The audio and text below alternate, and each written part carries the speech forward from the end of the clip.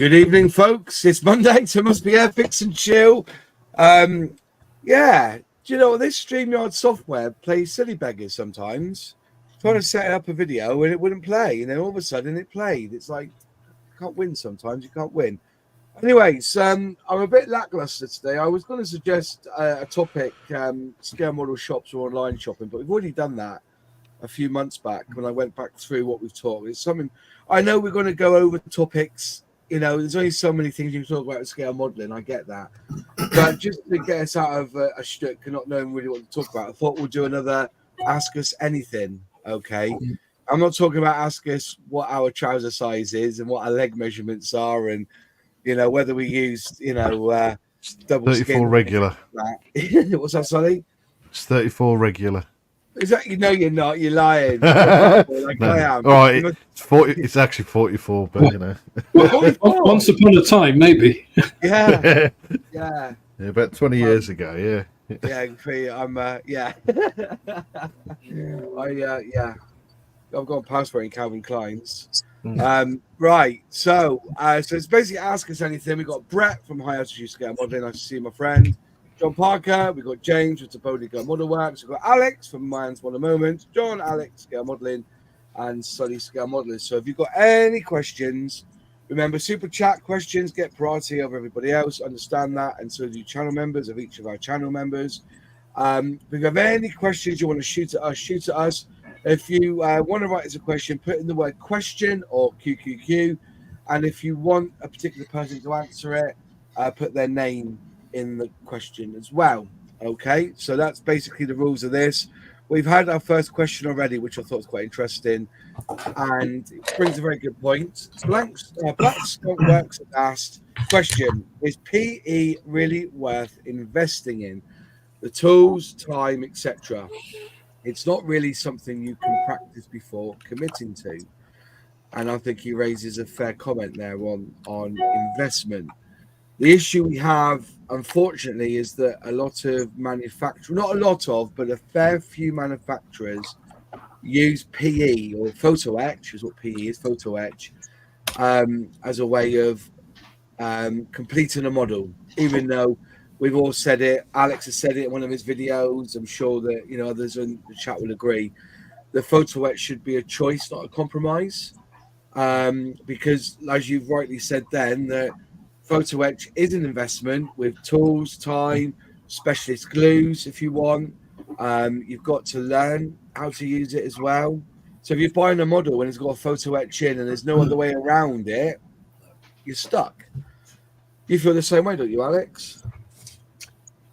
Yeah, I mean, I don't know whether you, like in the question, they said it's not really something you can practice before committing. Yeah. Not too sure on that, because you can, you know, I started off with photo etch with seat belts, right? Back in the, I can't remember. I don't think they do them anywhere. I think it was Airwaves did sets of like 1/72 scale Luftwaffe, RAF, US Navy, etc. seat belts. And that's very simple, right? That's probably the entry level of PE. You know, you're just gluing them on your thing, bending them, you know, and they look pretty good. You know, they don't require much. And then you can try going on from there, you know, annealing them, you know, heating them up to make them easier to bend and stuff, and then getting into, you don't really need a lot of tools for photo etch unless you're going in hard. But then it depends what sort of modeler you are. I mean, if you're a ship modeler, SHIP, for those who didn't catch that, then photo etch is going to be much more common if you're doing like a 1/700 scale battleship or stuff. You know, you can't get the scale effect of things like railings in plastic, you know, because it would just be so fragile, it would just blow away with the wind, you know. Yeah.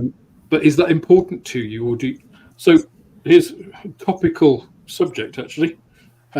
So this is the Revell 144 scale sub they've just released. The railings on that are massively overscale, right? There would be like 25 centimeter pipes or something. But I don't actually mind that on that, because these are actually pretty robust. Like, you can't really break them. You can actually pick it up with these railings and they're okay. And it looks like a U-boat. I don't really mind. Now, if I was a dedicated U-boat modeler, that probably wouldn't fly, right? So, Yeah. you take your choice. But also in that respect, though, photo etch is flat. Yeah. Yes. And so it would look a bit odd. And I've seen it. I've seen somebody build the Trumpeter Titanic. Is it Trumpeter Titanic? I think it was. Photo etch. And the railings and the windows look odd because they look flat. And I think that's the choice then, whether, you go for plastic, which can be rounded, or photo etch, which is flat. But I can understand where you're coming from. I don't think I've got that kit, and I've done a review on it. And I don't think it doesn't look that bad once it's built up. I really enjoyed it. Yeah, it's a bloody good build. Yeah, it doesn't take that long either because you haven't got interior to build or anything. Yeah. I slapped it together yesterday in 5 hours or something. Yeah. Humming the theme tune to Das Boot. Yeah. Do you sell a lot of photo etch in your shop, Brett, in America? As 10 years ago, photo etch was everything because there was no 3D printed parts. There was a few resin things, but photo etch was it unless you could scratch build really good stuff. As 3D printing and printed things like Quinta do and Red Fox do, photo etch is losing its appeal. So we did, but it's tapering off, but other things are picking up in its place. Yeah. That's a good shout, that, because you don't need any specialist tools with 3D print, do you? If you've got it there, all you do is just cut it, don't you? And the quick studio stuff, you just stick on there like a decal or with some white glue or super glue. Yeah. There's no bending involved. That's a good shout. That's a very, it was the only thing. Yeah, everybody was using it. Well, not everybody. Yeah. People wanted it. I was watching the inbox review of the Yamato last night, the 1/35th scale by border model. That's got 3D printed parts, and they've got maps for where you cut all the sprues off on the 3D printed parts. It's only got three sheets of photo etch with it. So it's all 3D print now, is it? It's all 3D printed, yeah. Wow. But that's one of the things that I think, Brett said, photo etch used to be the way to get detail because, you had injection. And this, we're talking like 1990s, I guess, when photo etch really became super big. And I guess it started maybe even before that with AFV armor because you can use brass sheet for scale like effects, like shirts and stuff. And the grills on AFVs, you could get mesh for.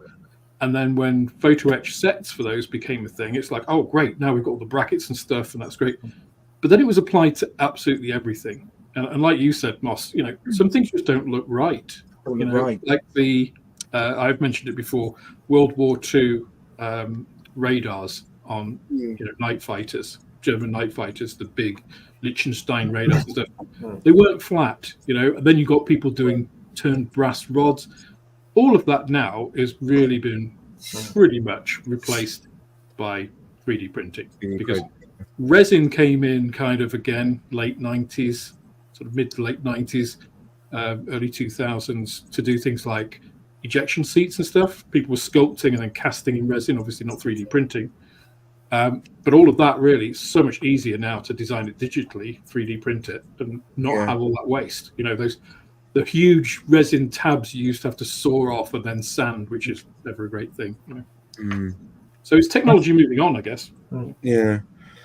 That's some good shouts there, some really good shouts. I was the PE situation. Like the other day, I had that tractor that I am tempted to build from the models. And I actually saw that tool that you showed on this channel a few months back, and it had like the rod, and you can do bends. £47 that was, £47, and I was really tempted to. I thought, bugger it, let's buy it. And I thought, well, why should I bother? Because I'm not going to, in my mind, I was in two places. I was like, if I bought that tool, I could do that kit. But then I was thinking, well, where else am I going to use that tool again in the next 2 years? The only reason I was going to buy it was because on that tractor, they've got the wing, and the wing's got an S-bend. And I can't, and they show you a picture of how it should be on the tractor. And the photo edge has got lines where you bend it to. But to get that bend, there's only one way you're going to do it is with that tool. But I can't think of another kit in my stash that has an S-bend to make. Can't see it. So, it was. But I saw the tool and I thought, Alex has got that tool. So I just thought myself, bugger it, I'll just borrow his. Yeah. Are you going to Yeovil? I'll bring it with me. Yeah, you're a star, mate. Or use drills, Moss. Use drills is another one, yeah. Yeah, there's usually something else you can use to. I've done the same. I've used a lot of other bits of like paintbrushes and stuff to bend stuff. Yeah. Flat nose pliers, decent large flat nose pair of pliers. They usually do. I've got a bending tool, but I don't use it very often. I end up using pliers.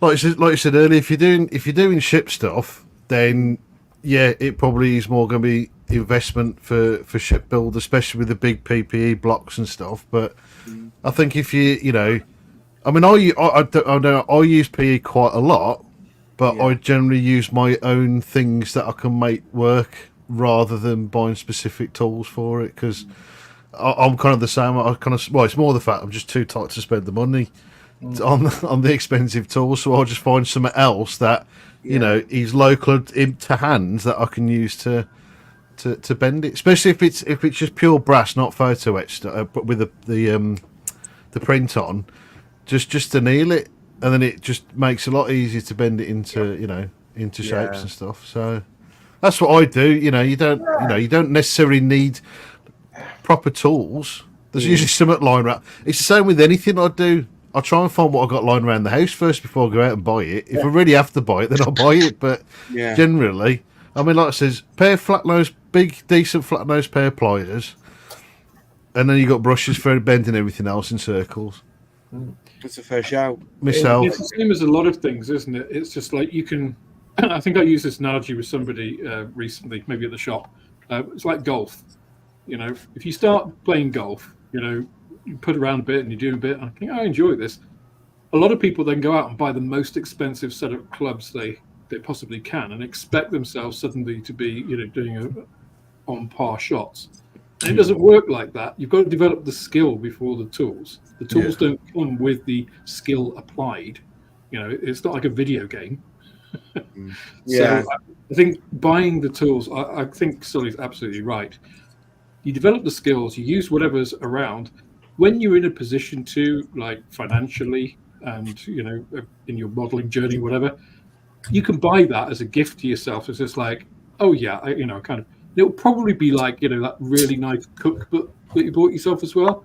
You'll look at it, you'll open it, and then you'll put it back on the shelf and probably go back to using the stuff that you used to anyway. Yeah.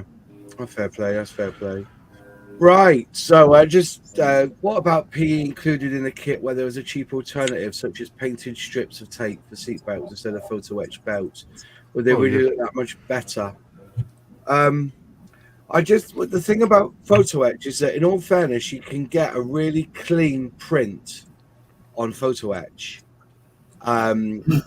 Me personally, when I've had to use seat belts and they've come as a decal or a decal, I think it was Nigel who showed me, or somebody in this group showed me about using foil, and you lay the decal on thick foil, cut around it, then use that. That was a preferred option for me than using because you still have to bend the focus. Photo etch is still quite thick, considering. But I don't know. It's such a difficult one, isn't it? Well, to be fair, the question is, what scale you're doing it in first. If you're doing it 70 seconds. To be fair, actually, anything up to 48th. Yeah, up to 48th. I've done it. Masking tape will do. Yeah. It's fine because it comes, nice and thick, or you can double it up or whatever, like you says, tin foil, that sort of stuff. if it's anything larger than that, I mean, you can't do it. You can still do it, but it takes a bit more involvement because then you're gonna have to try and make up all the buckles and stuff. Which again is doable, but that takes a bit of time to get right because of size and stuff like that. But up to 48th, and I've done it. I've just used masking tape for it. Yeah, especially if you're closing the canopy up because you can see it even less really if you close the canopy up. yeah. You know, but depends on the subject as well, Sally. I mean, it's like it's a 48 scale Hellcat with the cockpit open. It's a great big hole, and you're going to need some nice seatbelts in there. If it's a 72nd scale Nimrod, you could draw some line. Don't bother. Well, it's like that P1127 I just did, the old vintage classic. Yeah. It's just like, I knew I wasn't going to bother. I did it as the kit, including the bare bones ejector seat. I wasn't going to bother trying to do anything with it because I was going to just spray everything black and put the canopy on. You would, you're not really going to see it. It's not the point of the vintage classic. Doesn't give you the option of open canopy either, does it? Yeah. Doesn't give the option of open canopy on that kit anyway. It's closed canopy, job done, isn't it? Once you sprayed it up. Well, I mean, if you did open it, the plastic is about almost 3 millimeters thick anyway. It would be like... I did 30 millimeter round. I did enjoy that video. I watched it because I've got one here, and I was and I thought it just as you're right. It's just it could be, but the Airfix won't do it now. Though, if they were going to release that as some sort of set, that would be their gift set range because starter set range is brand new tooling. They don't fuck about now, and that's that. And I think they made a good choice in that they said we were going to create tooling that's specifically designed for the starter. If you want a gift set, things like that, the Titanic, that's what they should be doing. Even I was saying the other day, the Sabre, the 1/72 Sabre, they released the 148, put the 1/72 one out as a gift set because you only need 3 colors for it. If you do that scheme with the silver, it's simples. Keep the cost down as well. Instead of giving them 4 paints, it's only 3. Which made me laugh. So, it's a good idea. But somebody said, Alt 92 said, PE is a personal thing. Either you're bothered by it or you can't be bothered with it. The point at the moment is that that is exactly very true. But when you have to use photo etch, then you have to be bothered with it.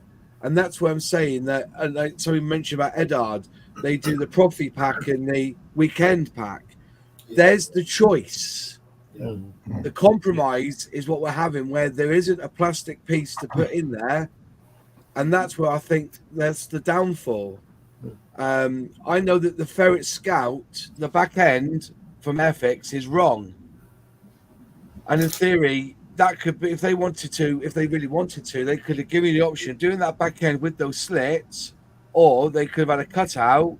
And you would put a photo etch part in there because photo etch would be better because it would be stronger. But they didn't. They went for that, and that one they gave you. So there's no choice. It was just that. But normally, if you see somebody else do it and they say they're going to give you this part PE, but they don't give you those slits, you haven't got the choice anymore. It's the compromise. So, yeah, I get a lot of what people are saying on that part.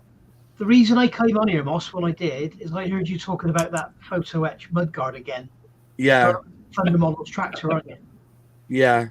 Yeah, I'm going to show you how to do that, and you don't need any tools at all. And I think when you're talking about tools, were you talking about this thing? Where is it? Are you talking about this with all the rods? Yes. Yeah. Never ever used it. It's fine. All you need is sanding sponge and different size rods. Well, you were there when I was at the show. Well, you were there at Gloucester show when the guy had one there for sale for 47 quid. And I said to you then, I said, "Oh, I'm tempted about borrowing that, buying that tool." And then I thought about it, and I just thought, I need to borrow one. I bought one of Alex, because he's got one already. So borrow mine. It'll be the first time mine's been used as well. Yeah, you don't need it. I can't see how you can possibly use it. Okay, fair all enough. You need is metal rods and some sanding sticks. Yeah. And have you seen? I've got videos on how to do it, Moss, but I'm going to show you how to do that mudguard because I've got the kit here. Yeah, we'll do it together. We'll hold hands. Brilliant. I'm a bit too much. Right. Before we go Have off, you seen that? Go on, Sonny. this subject, can I please? I was going to make a video about it, but I'll just have a rant now. I got to be honest, 3D printing is starting to piss me off. And listen out, if you go and look at Kenneth over at Norwegian Scale Modeler, he's just done a review of an aftermarket set for the 200 scale Wilbur DDG 54, whatever it is. The American, there's hundreds of them in those American destroyers, whatever they are. And the whole aftermarket set, the whole thing is 3D printed. There's a couple of sheets of photo etch, but it's got all the guns, all the stanchions, all the antenna, all the mass. It's all 3D printed. And you've got like 1 millimeter diameter shafts, which are like 60 millimeters long, 3D printed. Pontos would turn brass. Yeah. You know, as would KA models. You know, it just seems 3D printed. It's amazing, but you know, they're starting to do machine gun barrels. I've got a machine gun here from an air scale set, which is 24 scale, and the barrel's starting to bow because it's plastic. 3D, yeah. I mean, 3D printed is not very good. Alex has got a 3D printer. If you've got a really thin section that's long, it's very difficult to keep it straight, isn't it? Yeah. Yeah. And also, the other thing is, if you've got a 200 scale ship and you want to dust it off with a paintbrush, and your mast, you know, which is like this tall, is made of brass and it's all soldered together, can you imagine doing that on a 3D printed 200 scale mast, which is at the top about 1 millimeter thick? I can once. Right? I say I can imagine doing it once. Yeah. Yeah. That might be it. And the other thing, that set apparently is $475. Wow! And it's just like a shoebox full of 3D printed parts. Wasn't it Gas Patch who's released the Messerschmitt Comet and it's all 3D print? Yeah. You see, that's fine because it's all 3D printed. It's a small aircraft and all the fine parts are inside. But when you start to come to ships and you've got gun barrels and antenna and masts and it's all 3D printed, it just, you know. It goes back to that point before about PE, about, you know, in the 90s they used it for everything because it was the new technology and it was great, regardless of whether it was suitable for it or not. The 3D printing is kind of in that stage at the moment. They're using it for everything, regardless of, like, they're not engaging their brain, you know, because really what you want, as you said, Nigel, you want, you know, for the long, thin bits, well, turned brass, turned metal barrels, like the Rubio barrels used to get, they're perfect. They're the best that you can get. Why would you have a 3D printed part which is inferior, you know? So it's just, it needs to settle down. I think the technology needs to mature, the industry needs to mature around it. So that I also think you're taking the skill out of things. It's like to produce a set with 3D printed parts, cast resin, photo etch, and turn brass. There's a lot of skill and thought going into that. 3D printing, you can sit there and you can design on a computer a 70-second scale Eiffel Tower, and build it in sections. But if you're not a modeler, and this is something else we're starting to see, these sets are obviously coming out and people aren't designing them for the modeler, they're designing them because they've got a computer and they can. Yeah. And well, to put it in a nutshell, you've got to have some sort of knowledge of development work. That's right. Doing like Pontos do ready use lockers, and there's 6 parts, when it can be done in 1 part. Yeah. So. Yeah. An example, you see 3D printing a locker would be great instead of you having 6 photo etch parts. But 3D printing a gun barrel, no. Yeah. But is it keeping the cost down though, having it 3D printed instead of it being turned in brass? Not if you're then going to buy the brass part to replace the 3D printed one. Yeah, I get that. Yeah. I mean, the thing is, I mean, if you look at the Pontos set for the USS Enterprise, it's $500. You've got a massive model. You've got a great big wooden deck. I think there's 16 sheets of photo etch. You've got a load of 3D printed parts. You've got cast resin parts, and you've got hundreds, like 500 odd turn brass parts. Yeah. There's a lot of work, a lot of skill gone into that set. And it's $500. This thing that Kenneth showed yesterday, it is literally a box of 3D printed parts.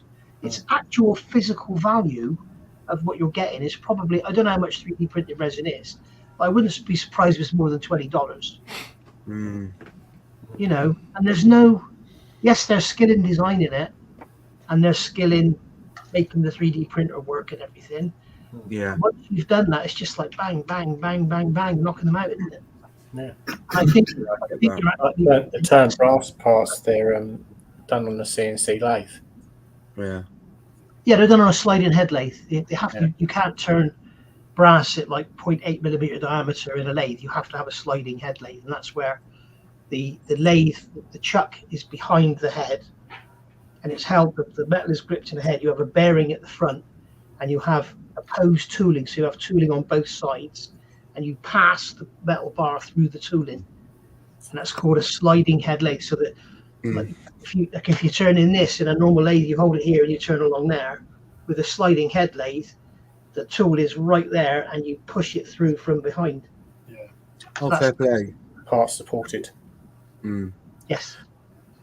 Somebody just mentioned about age range as well. Yeah, it's true that if a kit has got a photo etch in it, it's got to be 14 plus. Yeah. And so if you don't need, if it isn't photo etch, 3D resin would lower the age range of kits as well. I get that, you know. And I don't. It's like I used to think, you know, sometimes, you know, maybe Airfix will go down the route of putting in a 3D printed part, but they haven't, because I don't think they need to, because most of it they'll just develop it on the tooling anyway. You know, I think where it really comes into its own is like with jet engine intakes, because you can't. It won't come out of the mold with your plastic injection mold. It can only be one directional. The blades have to be really thick with a square edge. Whereas if you could actually produce the veins. I see that. Yeah. They are just. I mean, I got those ones in those big planes kits. Engines, they're gorgeous. Yeah. But like I said, I think it has its place. That's my rant over. Well, that's it. Yeah, that's fine. Well, that's a good start. Let's get the PE bit out of the way.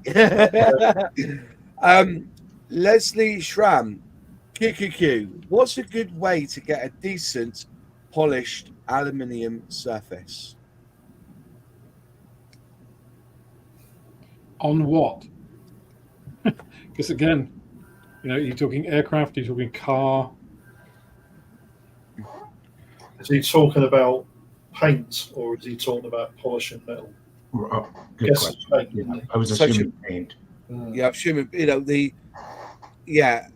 honestly, where do we start on this? You know, do a black gloss coat underneath, then spray the silver on top. And if you've got the Vallejo, and I recommend the Vallejo metal spray, bloody good. Oh, Nigel was talking about this last week, wasn't he?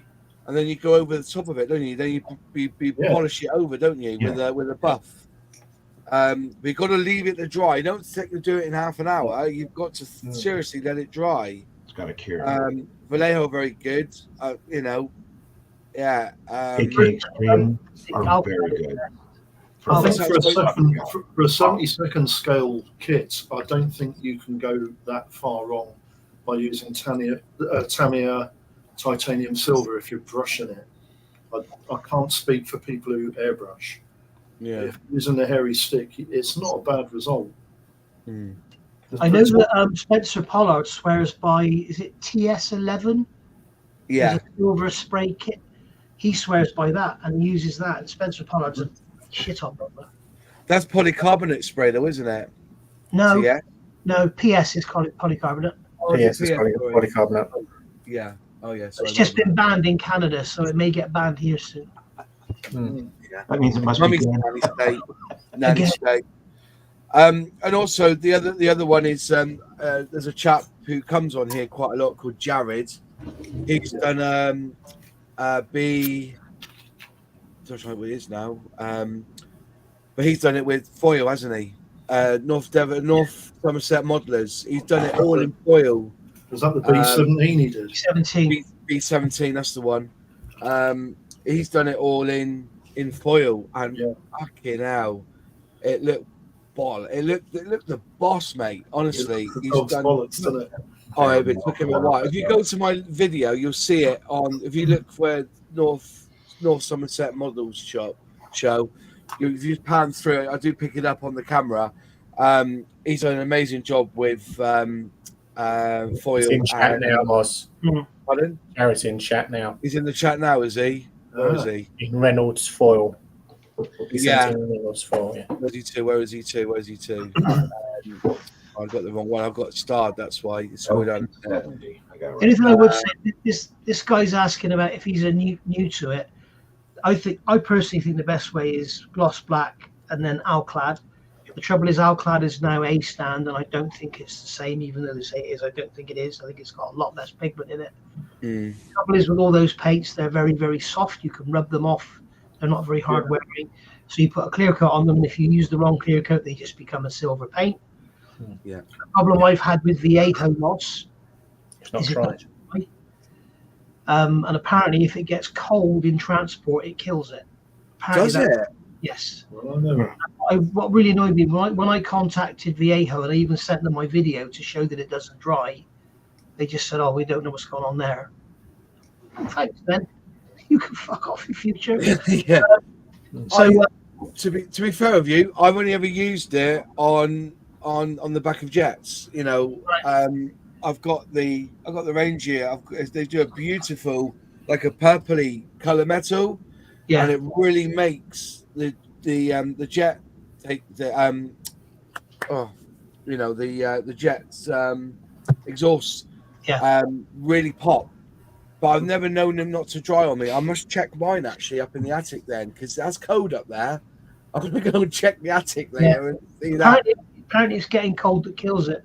But like Alt 92 said, and John's just agree with, if you want something that's easy, you can just throw on, and it's really hard wearing. It's Tamiya LP, all their silvers, and you can just throw them straight on plastic, no primer, nothing, and they're awesome. Well, I hope that answers your question, Leslie Schramm. This is a good question. I like this one. Your opinions on trends. Do they exist in plastic modeling? Like is the Vietnam War an upcoming trend? Or a trend something that is more common in Technic, like 3D right now? Oof. I think we were talking about a trend last week, weren't we, Moss? You know, F-35. I think that's the trendy aircraft. I think they definitely. I mean, trends definitely exist because we're humans, right? And humans have trends and stuff. So yes, is the simple answer. Yeah. I think those trends are different depending on geography, kind of subject. You know, lots of things like that. But they undoubtedly exist. I mean, we've just been talking about photo etch and 3D printing. You know, technology-wise. Yeah, photo etch used to be a massive, trend. Then kind of cast resin pieces kind of caught up, and the two of those are going 3D printing now. You know, so aside from the technical part, though, I think subject-wise, there's always going to be trends. It always seems to be, doesn't it, that model companies all release the same sort of subject all at the same time. Yeah, I was just about to say this, and it's really weird how it gets sprung on us. Do you remember a couple of years back? Well, about 4 years ago, it was the King Tiger. Every man and his dog produced a 35th scale King Tiger. And then since then, we've had every man and his dog was producing a Panther. Yeah.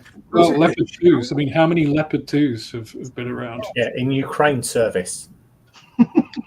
Yeah, I mean, everybody that did a Leopard has reissued it in Ukraine service, with extra parts and God knows what, and some have been produced. Except Airfix. We don't really have the same thing with Challenger 2, though. You see, that's where a trend comes in, because you don't see lots of Challenger 2 kits. That's because they're waiting for the Challenger 3 to really hit the sticks, aren't they? That's what they want. I'm surprised nobody's produced a drone yet. Yeah, They seem to be drones. They seem to be prolific being used in Ukraine. I'm talking about like small hand-launched drones. People have ICM. ICM produced some now. You're on about hand launched anyway, aren't they? You're on about hand launched, John. Yeah, small. You know, like the small drones that the Ukraine are using in 70-second scale. Yeah, I know that. Well, no, you could produce them in 48th or 35th. We're about that size in 35th scale because one Moss is talking about. 35th scale US drone. I've got a 48 scale Global Hawk. I've got a 48 scale Reaper. I've got a 72nd scale Reaper, a 72nd scale Bayraktar, whatever it is that Ukrainians use. There's loads of drone kits out there. That Russian one that the Ukrainians just shot down. Yeah. Or the Russians shot their own one down. You could do with a figurine, couldn't you? With chucking one out of his hand, couldn't you? This kit here, the kinetic one, which has got about 950 different options in it. Yeah. It's at Dave Coley for $7.99. Wow. That'd be interesting to build that, Nigel. I'd be interested to see that video come out because I'll be tempted to build that one because there's no cockpit to worry about, so no photo etch, no fuck all. Just got a guy on the ground. That's what you bring out. They bring that drone out. They got a guy there with a radio control like that, and it's a figure. Well, I mean, a nice one to do, Moss. Sorry, Alex. Is the 48 scale Global Hawk. It's got a huge wingspan. That's a big aircraft, actually. Big aircraft. Something in that. I think one of the trends that will be upcoming in the future will be UCAVs. You know, because now we're talking about drones, but there's a lot of stuff. Well, like the one that the Russians have just lost in Ukraine, but like the Loyal Wingman program. You know, as that starts to become mature, and you've got all these drones which have been working for a while now and being tested, especially by the US. But they'll start to come into service, and I reckon we'll get a whole shed load of those. No cockpits in those either. You say UCAS? UCAV, Unarmed Combat Aerial Vehicle. Or rather, sorry, autonomous vehicle. I would like a drone. No, because so a drone is piloted by a human. UCAVs are AI controlled. Okay. Oh, so like Terminator's hunter killers, basically. Yeah, so they're autonomous. Yeah. Wow, really? I just so you know, I've got about 11 questions, so we will get to your question. Okay, everybody's put questions in the chat. I'm starring them, and they go in a special box, so I will get to them. That's Airfix and chill for the next 6 weeks, then, Moss. Yeah, next week. Yeah, enough there. Going back to trends, we always have the anniversaries. That's always the trend. You know, I don't know how Revell got on with their James Bond stuff, but people think, well, James Bond, you're using tooling that's been around for 20, 30 years. I built that 20, 30 years ago. With the, you know, like when Top Gun came out, most of the kits that were reboxed with the mention of Top Gun Maverick were old tooling. Even with some even raised panel lines like the Meg and all this, the F-18, you know, it's difficult, but there's always going to be that trend. I find in my own modeling stance there's trends at the moment. For the past 18 months it's all been about planes. I've done a few cars, but I've got enough kits now to do more wheels and tracks, if you know what I mean, more armor. I've got some lovely I've got a Super Cat Coyote that I want to build from Airfix that's really on my. But yeah, the only trends I'm seeing at the moment is the lack of weathering on model kits at scale model shows. If I'm being blunt, you know, we went around Gloucester and somebody else picked up on it on that video I did. He reckoned 80% of kits now are just out of the box builds, no weathering in tight at all. Maybe just a little bit of smoke or something, but nothing horrendous. And dioramas seems to be dying off a little bit, where dioramas were the in thing. Yeah. I always say that if you start building dioramas with kits, you add an extra third to the build in time. Because you build the model and everything, then you're spending another, say you spend 2 weeks building the model up, getting it all ready, and then you're spending another third of that time doing the diorama. Then once it's on the diorama, you're then working on the model again to make it tie in nicely to the diorama. I don't see many dioramas at scale model shows. Same as I don't see many in flight. They're all on stands. They're all wheels down, flaps down, canopy open, bum showing, that's what I see mostly at model shows. So there's trends that, there's all sorts of trends, but good question. It's funny you say that, Musk, because there was a trend, wasn't there, at one time where every single panel that you could open on an aircraft would be open. Yeah. And there'd be some sort of bay or something inside behind it. Yeah. There was kind of, you do get these kind of, I guess it's like any hobby. I mean, I know in the mini painting hobby, you get similar sorts of trends, with people using a lot of blending, and then people go away from that and use, non-metallic metal and, all of those kinds of things. So, yeah. I'll tell you, weathering will come back. All the control surfaces on all the aircraft, but now they don't. Yeah. Nobody Just one thing I want everybody, that Telford is a month away, ladies and gentlemen. Telford's a month away. I think after last year's result of the ultimate model build, that Thunderbird, was it? The 3D printed space vehicle? It was the space vehicle from 40K, wasn't it? Something like that. Was it? It was 3D printed, wasn't it? It's one of the black Citadel spaceship, wasn't it? From Space Marines 40K. Well, I reckon that next year, that's because people will see what won. I reckon they'll all aim for something like that. 3D printed model or something. Yeah. Highly weathered space sort of thing. That'll be a trend next year. Just to see how many more space or 3D printed what ifs or fantasy vehicles get put into the scale model competition. Do you think that won because it was so far out the box? I don't know. Nigel, what did you say, Nigel? I really hope we don't go down that road. Yeah, me too. You'll take some people who will sit there for hours and hours and hours with a really poor cast white metal figure, and they'll build it and paint it and stick it on a base and all that. And then somebody else will go dibba on a keyboard, bang, 3D printed figure, paint it, there you are. Yeah. And it's not modelling. Totally agree. It's not modelling. It's not plastic. And the other thing, and I'm just showing me age now. Years ago, you'd go and see like an Airfix 124 scale Harrier, and the cockpit was like to die for, and the engine and the undercarriage, and everything was awesome. Like Alex just said, all the panels were open, the top of the Pegasus engine was exposed. That was all scratch built. It was a huge amount of skill and hours. But these days, we go online, we buy 3D printed undercarriage base, 3D printed undercarriage legs, 3D printed engine, 3D printed cockpit, chuck a bit of paint on it. Yeah, I mean, it takes some skill to paint, but every man and his dog's got the same thing, and just kind of need skill in it. I don't think that's true, Nigel. I think you and I are diametrically opposed on this one, because I think saying you just bish bash bosh and it's done.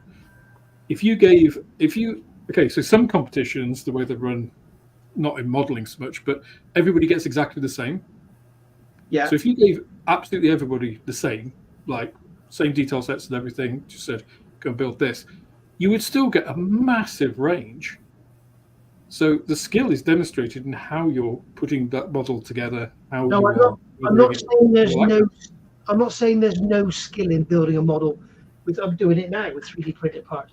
What I'm saying is, this 124 Stuka I'm doing with the AirScale 3D printed parts, to produce the same detail as those 3D printed parts are giving me in Scratch takes a lot more skill than cutting some 3D printed parts off a base and gluing them in.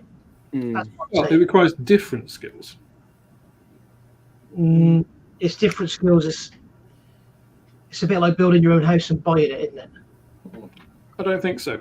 I think that's the difference between doing a model and buying a Corgi kit or Corgi model. We'll just agree to disagree. I take both your points in kind. I really do. I think you're both right. That's the problem I've got in this. The only skill in the game in this is I think you're both right. I think there's a real skill to scratch building something from plastic and rod and everything. But I also see there's a real skill in somebody actually envisioning themselves doing on computer, whether using code and AutoCAD and all this, I think there's merits in both arguments. I really do. I'm not talking about designing the printed parts, right, Ross. I'm talking about buying them. Oh, you mean buying them and just sticking them in? I've got the Airscale Stuka set for my 124 Stuka. I just cut them off the bases, cut into the plastic parts out, gluing them in. That's not as difficult as scratch building it. Plus, I have really research. Yeah, but okay. So the counterpoint to that is that you're relying on somebody else getting it right. So you could do that, and then actually, a judge could come along and say, "Well, actually, they've just used this set. You can tell because this is wrong." Yeah. Whereas the scratch built one won't be. I think you cater with that in categories, don't you? Because the result should be the end result, not the amount of effort that's gone in. I think you're coming from the angle of a show, a competition. I'm not. Yes. I'm from the angle of the level of input in building the model. That's a fair shout. Well, in that case, completely agree, Nigel. All right. Yeah, no, I'm sorry. I thought we were still talking about the competition side of things. Because we all remember years ago. I mean, fitting a bloody Aries cockpit into a plastic kit, that took some skill. I've still got a whole bunch of Aries sets, and you're right. There was a certain activation energy to actually attempt them. Right, next question. Frank Holder. I love that name, Frank Holder. Have you ever had a kit damaged by the delivery company? Asking because it happened last week. My Tamiya 135th half track was all buckled and torn, opened it and 6 parts were broken inside. Yes. I've had it broken, and I know there's been broken from India. I know it's been broken in Japan. I know it's been every, never DPD, but then they give you your blood group and type of the driver, so you can go back and give them a clip around the ear for breaking your kit. You know what I mean? At the end of the day, you go back to supplier and say, this has come damaged.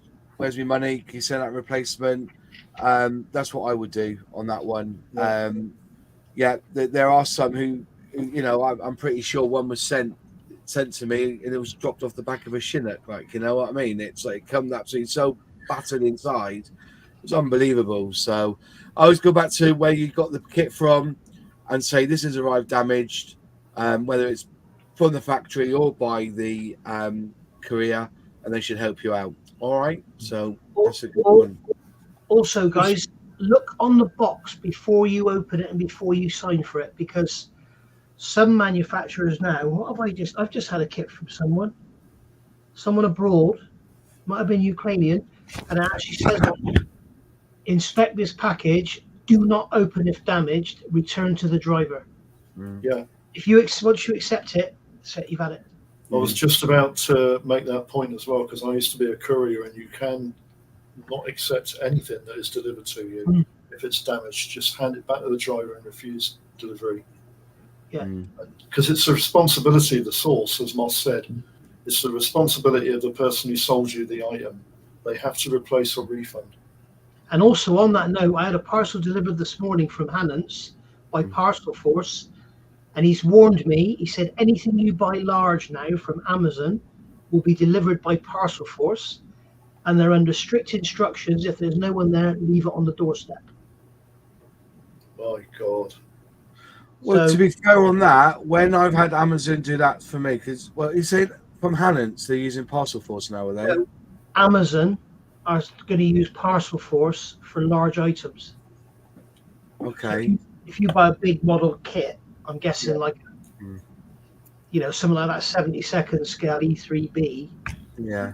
Which was delivered by Amazon. They didn't knock on the door. It's normally a girl I get. They didn't knock on the door. They didn't ring the doorbell. Amazon didn't wrap it up. So I had a 72nd scale E3B, lovely yellow Heller box, the name tag on the front of it, stuck directly to the box, and it was leaning against my front door. I was going to say, with Amazon have their own drivers, so I wouldn't know why they go down the Royal Mail route or the Parcel. I've had Royal Mail deliver Amazon stuff lately. Yeah, same here. All I'm saying is that normally that's not Amazon Prime though. I've had stuff Royal Mail. But I've had them with Amazon Prime. Yeah, so have I. Yeah. Occasionally here, the United States Postal Service will deliver Amazon. Not fair enough. Fair enough. Every other contract with Amazon as well to deliver stuff that they can't deliver because they haven't got capacity. All I'm saying is that when I had that microphone left, I was out for the day. And with Amazon, I've got a key code on my door, so they can click on the door. It says on their computer, DPD use it. They all use it, apart from Royal Mail and Parcel Force. They don't fucking use it, but everybody else does because they know the code. They all got it on Amazon delivery. Says that when I'm not in, use this code, leave it inside the front porch. And the guy on the day didn't, and it was an £80 microphone. And I said to Amazon, it's been taken from he's left it on the front door. He hasn't come into my house because he didn't even use the Ring doorbell because I've got a Ring doorbell. Yeah. They sent me out a replacement next day. It was 80 quid's worth of microphone. Yeah. And I thought it was bloody brilliant. That's right. Some guy's got an 80 quid microphone, but at least they replaced it. And now I think they do tell them, make sure you use that code. Don't leave it. So, yeah, the opposite side of that, Royal Mail. So I always use Tract with the shop. Tract 24, innit? Yeah. You do as well, Moss. But because I had the Shannon sent out, and one guy got in touch, haven't received my stuff. I'm just like, okay, let me check the tracking. Went on to Royal Mail tracking. There's a picture of it. It's been delivered, and I said, just check your safe space and stuff. And he'd been away for a bit. Do you know where they'd put it? In the bin. In the bin. In the bin. Yeah. And he'd been away for like a few days, so of course it just got thrown away. It's just like, God. Yeah, my safe place is not my bin. Thank you. Yeah. The thing is, though, if you look on these companies and they say, what is your safe space? There's no fucking mention of a wheelie bin. It's like in the shed, next door neighbor. Doesn't mention fucking bin, does it? Twats, honestly. Yeah, we weren't allowed to put them in bins. No. When I worked at Hermes. The really annoying thing is, like Nigel said, they don't ring. Because I work now, almost. Yeah. Whenever I'm in, I'll hear them. I've got a Ring doorbell like you, Moss. So it tells you when there's movement at the front door. Yeah. And it doesn't ring. They just leave. And it's just like, well, I'm home. Why didn't you ring the bell? Do you know what that is, though, right mate? There. It's because they're running behind schedule. They've got a certain amount of time to drop it off. So the fact they've got to wait for you to answer the door is just too long for them. I've done it. They rung the doorbell, left it outside my front door. This is before I got the key code in the Ring doorbell. And I've opened up the door and I see the van driving off. I look down, there's my parcel on the floor. Yeah. It's because they haven't got enough time to, they're pissing in water bottles on the side of a road.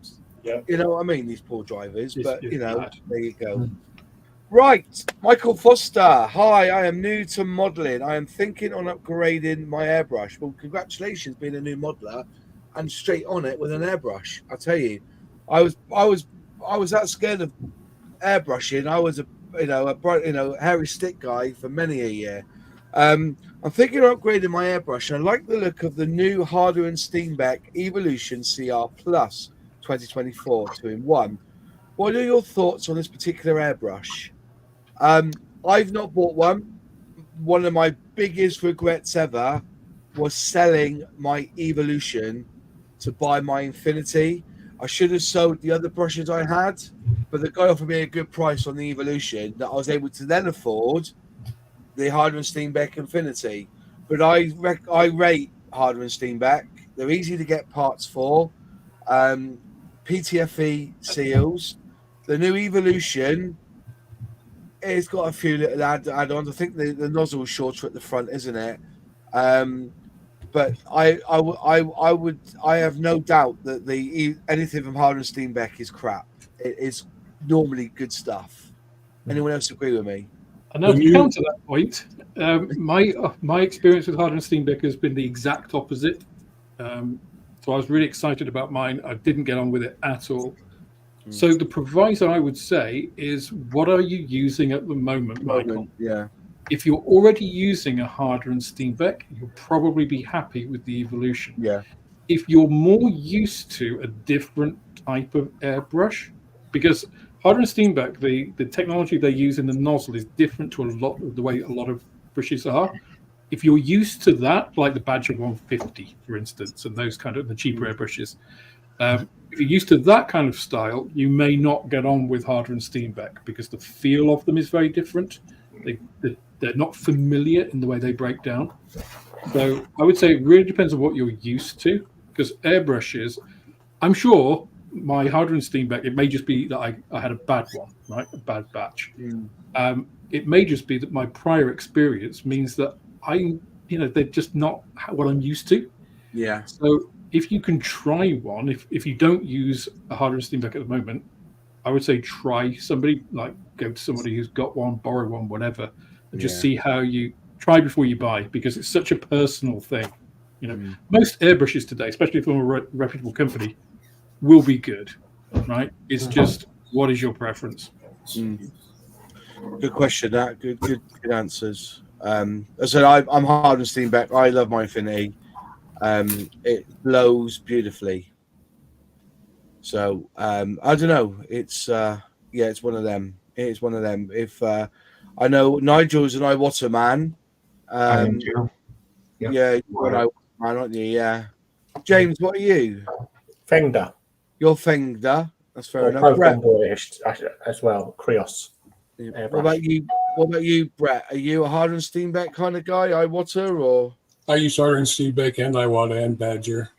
Use Badger tried as the well. new Evolution, and it's balanced great. It's got a new nozzle setup. I'm going to get one. It's expensive. Yeah. But it feels so much better than the old Harder and Steenbecks. It's like they redesigned the whole thing. Well, that new one that's kind of the new Infinity is 300 quid nearly. Yeah, the Evolution CR Plus is $250. Yeah. But it felt great in the hand. It worked great, and the nozzle was better. Yeah, I think I paid about $300 for my Infinity CR. Plus, and it was the 2-in-1 as well. That was last year. Yeah. I hardly ever use it. Yeah. But it's a personal thing, so get what you're used to. Get what you feel. Exactly. Yeah. I'd probably use it more if I used it more, if that makes sense. You know what I mean? If I spent the time to really kind of get used to it, I probably would use it more. I'm so comfortable with my Iwatas that, anyways. I think also, just as an addendum, it also depends on what you're spraying. So if you're just spraying one type of thing, like if you're just spraying lacquers, that's all good. If you want to do different things, then maybe just don't buy a high-end brush, because most people don't need a really high-end brush. This is going back to the golf clubs, right? Yeah. Unless you're doing like airbrushing faces on 35th scale figures, or doing scribble camouflage on 1/72nd, you can get away with a 0.3 on most brushes, or 0.2 if you really want to go down. But if you're spraying lots of different things like varnish and acrylics and lacquer-based paints and enamels, you're better off getting brushes for each of those and not trying to swap between them. You'll have less problems. So it really depends what you're trying to do. Somebody just mentioned Gallery, so I'm going to ask them, how are you getting on with it? Because I've got their Gallery Premium Mobius, I've got their Ace, okay? Can't fucking stand them, honestly. And they feel they feel the same to me. I think they chuck out too much air. They could do with I'm going to try and get a valve here just to calm the air down, because I think it's firing out too much air. When I'm using either my Evolution or my Fenga, there's like half the air's coming out of it. It seems to be a lot more smoother with this. They feel clunky, and I don't know why. I've adjusted all the insides. I've had to play with them. I don't get on with Gallery at all. But the Fenga one, love it. It's the 183K is a lovely brush, and it's a third of the price. And it's a third of the price. And I just can't get on with this Mobius. I've tried. I've even blessed it in holy water, just trying to get it to spray nice. And I feel it fires it out too quick. It's 0.3 in it, 0.3. When I know I'm used to 2.5 with the Infinity, but or was it 2? But that just shows you, Moth, how personal it is, because I really like the glary Mobius, and yet I can't love the Steenbeck. I don't like that into it either. I hate this cover on the front of it. I think it's dog shit. And I actually unscrew it and sprayed without it, and I felt it got a little bit better. A lot of tip dry with this one. That could be me and my paints, but I don't get half the tip dry I do with the Infinity. I don't know. I think the Fender was a better buy than any of the. They gave me this one, but I will say their Swallowtail, the one-handed jobby. I like that. That's all right. But yeah, I'm the opposite. I hate that one. Do you hate it? Do you? Can't stand it. Can't stand it. It's just. No. I mean, I've been using galleries for pretty much the majority of this year, and I love them. I thought this was a nice action, and the only thing is, and also, like I said, I think the only one thing I've ever said about airbrushing is that why don't they have it at an angle? Here we go. Yeah, I'm not going to say it again. But yeah, gravity-fed angle. I've only ever used it twice, and I will use the reason I like using that was if I'm doing a vehicle like a car, I feel like a proper air skull with it. That's the reason I've only used it twice, but I thought it was all right. But as I said, I don't get on with the gallery at all. I think they're a little bit overpriced for what they are. And I said, when you got the Ace and you got this Mobius, and to me, they spray exactly the same. They spray exactly the same. And I just feel that that clickiness, and it just. Who's the company that got in touch with us and with free airbrushes and compressors? Was that Gallery? No, that was Fenga or Airgoo. Airgoo. I told him I don't want the cheap airbrush. I want the nice one, and They send you that one. Where is it to? It's here somewhere. I don't want the cheap one. I don't. No. They sent me their sort of pro one. I actually just struggled to dismantle it. Right. I actually scoffed because it's actually black plated, and I scuffed off the paint. Yeah, that one. I scuffed the paint off because that's his pair of pliers to get it off. One. And the reason I bought it was it's very similar in size and dimensions to the Infinity by Harder and Steenbeck. The other thing I think with these cheap airbrushes, it's like Alex has just said, he loves his, and you were saying you don't like yours. I guarantee you, with the price they're selling these things at, I'll bet you haven't got the same. You've probably got the same airbrush, but I bet if you swapped over, you'd see a difference. Their quality control can't be as good as, at the price they're chucking them out at. The repeatability of their manufacturing process is probably not there. That was what the argument was with Iwata and the Neo, because it was Neo Iwata. Well, they weren't made by Iwata. It was their very beginner brand, and that's the first airbrush I had was a Neo. Oh, wait, one of the newer ones. I've got all sorts here, but yeah, like I said, the air, the quality is what it's all about, and it's and just because the paint. Like they're saying on the gallery one, that the inside so finely polished, the cup cleans really well. I've never had a cup that hasn't cleaned very well. They've always cleaned up. You're using the right equipment, a little bit of brush magic or some IPA. Any brush can be cleaned up. Just because it's polished on the inside doesn't make it any easier to clean a brush up. It's probably chrome plated brass anyway, and if you use them acrylic, you're going to wear the chrome's going to go anyway. And that's what I mean. That's what it looks like inside. It's all mirrored, but honestly, I will say with those ones, I've actually left accidentally, and I do it fairly regular.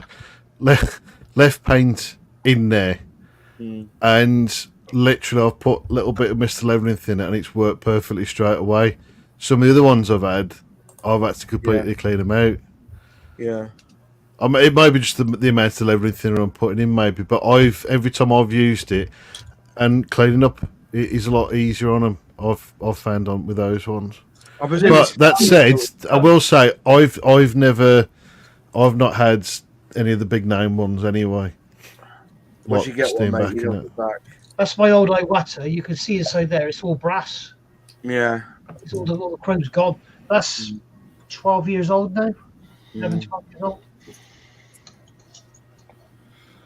Fair enough. Right, next question. What have we got then? That's a good one. This one for you then, Sully. Question. What are the panel's thoughts on kit lighting, LEDs, etc.? You love it, don't you, Sully? Oh, I do, but it's a pain in the bloody arse, I tell you.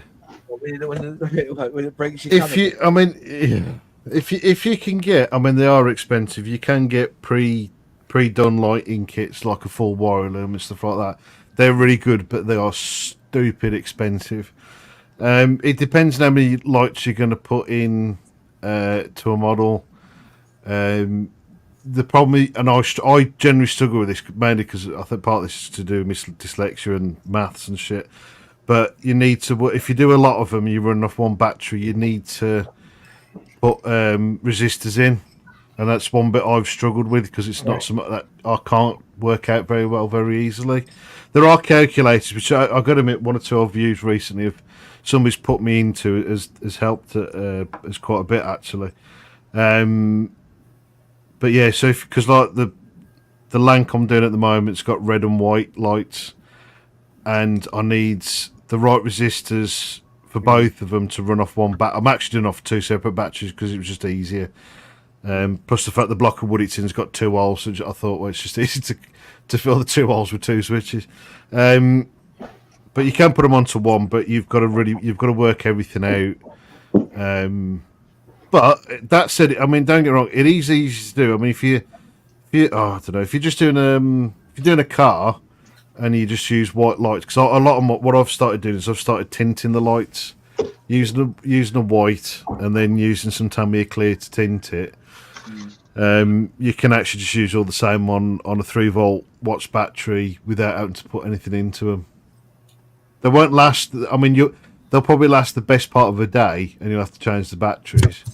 But it depends on if you want it for me, for going to a show, they'll last the show, and that's all I need out of them. Nice. It means to keep buying batteries.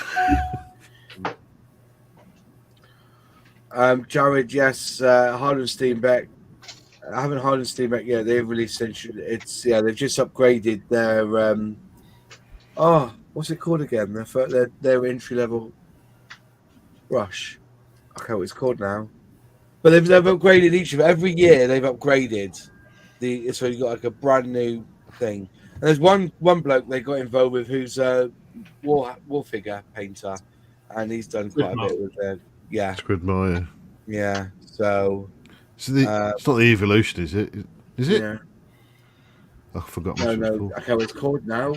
You got the Harlan Steenbeck Infinity, then the Evolution, and the one before that. I can't remember what it's called now. Somebody will mention it in the comments. I'm pretty sure. So, Pardon?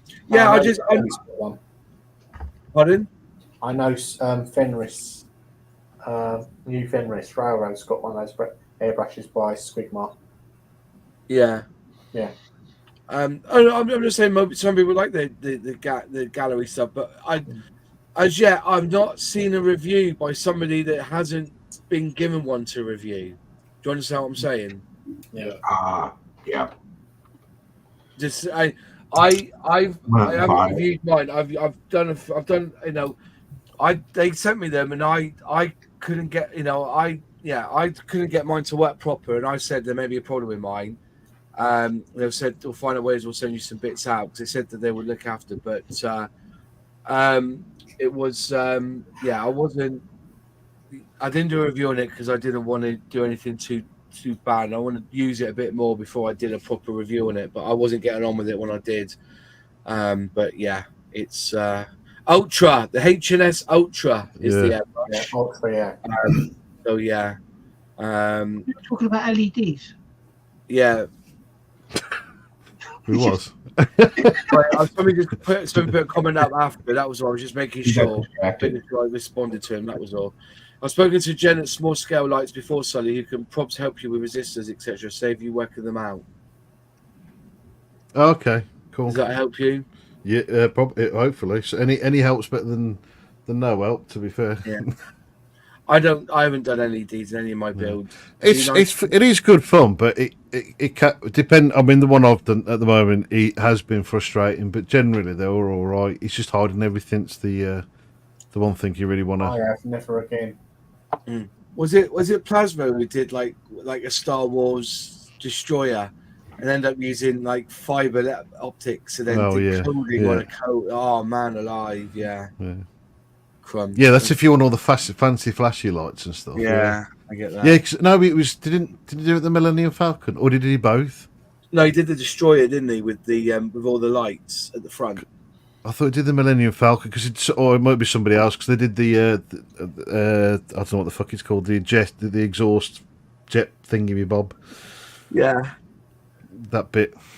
Yeah, fair enough. Harry, have you got a big bear cat yet? Yes, Nigel sent me one, and I'm going to build it this year. Nice. Could the lack of dioramas be new people getting into the hobby? Ooh. Good question. Well, no, because apparently to a lot of people it's dying. Yeah. I've never done a dio. You've never done a diorama? I'm 56. I mean, I love doing my dioramas. 73, and no, I've never done a dio. What about you, Nigel? Have you done a diorama before? No, wouldn't know where to start. No, I've done with the one. base. You got to remember, to do a diorama, first of all, you've got to finish the kit. So I think dioramas are more for armor. To be fair, there's not many dioramas for paint, is there? I made an aircraft hangar out of a cardboard box with 2 chipmunks and the Jet Promised. That's probably a inside big the hangar, and we went to an ATC competition and won second prize. Ah. And it took me and 3 cadets about 4 weeks to build the diorama, and about another 4 weeks to build the 3 kits. Fair play. Are you a diorama man, Brett, or are you just a modeler? I did a 30-second Stuka with the engine out and the guy working on it. Yeah. I'm doing a trumpeter locomotive in the snow scene. I've been working on that for a couple of years. And I've done an old car in a field abandoned, like a barn find car. So I've done 3. Was that difficult to do? Getting the rust all right and everything, and all the cobwebs and everything inside? All the dust? No, actually it wasn't that bad. I used some rust paint from MOMIG, I think. They have a rust kit. How do you do the rust on the car? Do you use the salt method, or do you just paint it over the top? I just paint over the top, sand the panels thin, and then punch them through with an X-Acto knife so they look like they've rusted through, and then I'll just paint the rust on various colors. Because I painted a VW Beetle shell once, and I used just matte 29 brown to reenact the rust. You paint the whole body shell, and then you cover it in salt where you don't want the body colour to go. Yeah. And then you paint the body colour on, and then you just wash the salt away, and you've got a rusted barn find. It works really well. Sounds like a good method. There's a product that Luke introduced me to from Citadel. I can't think what it's called now, but it's. I wish he was here. He could tell us.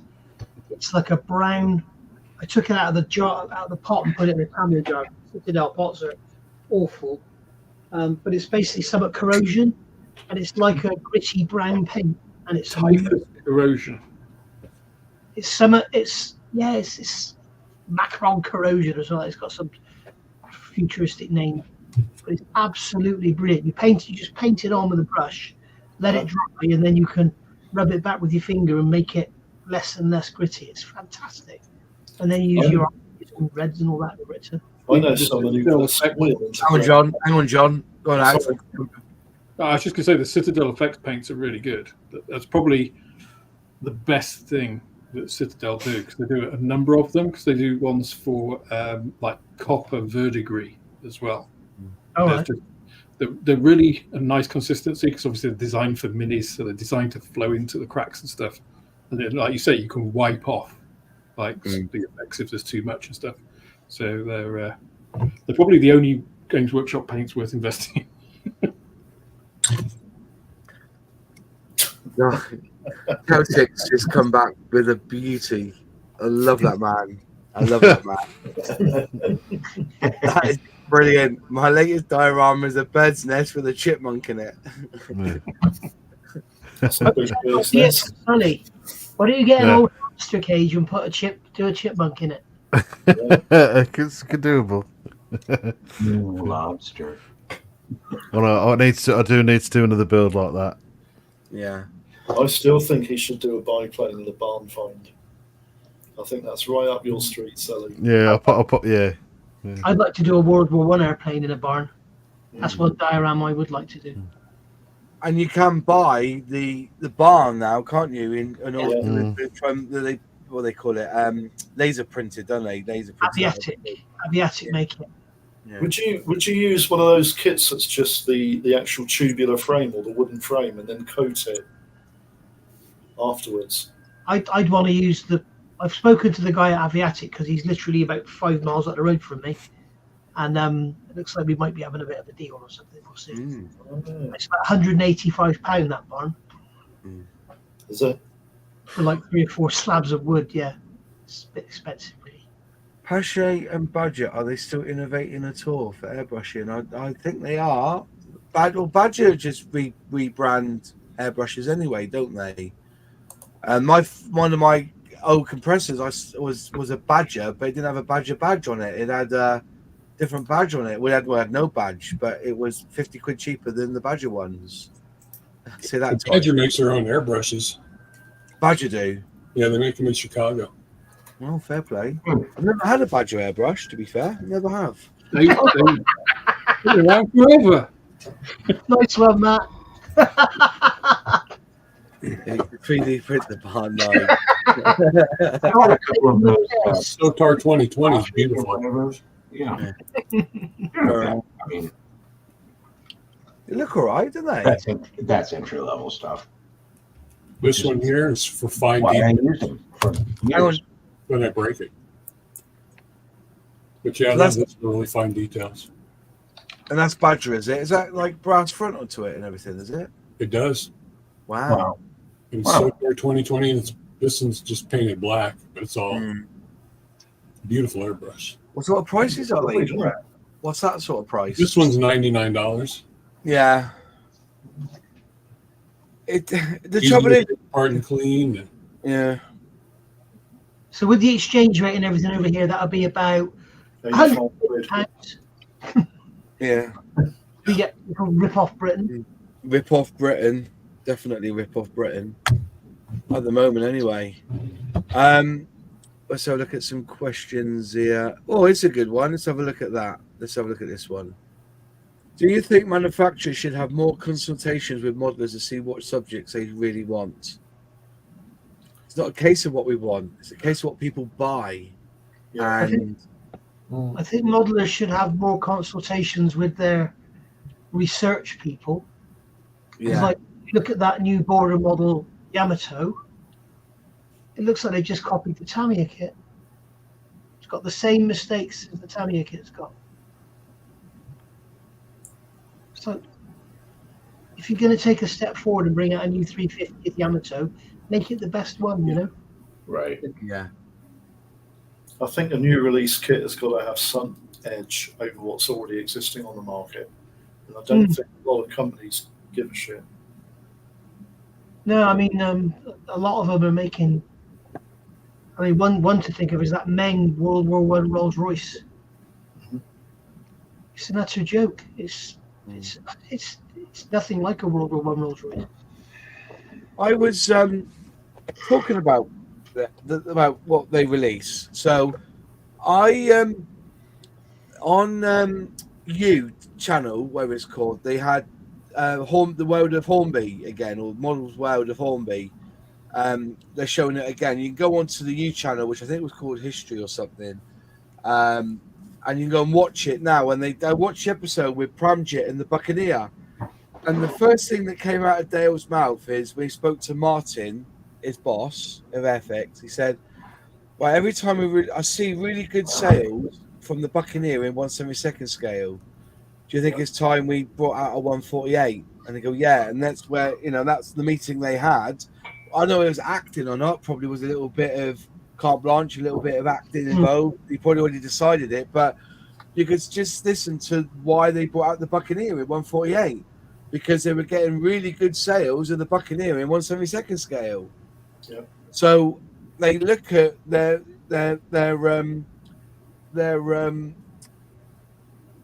sales figures on what's going well, which is my argument about why hasn't anybody done a fucking Concorde?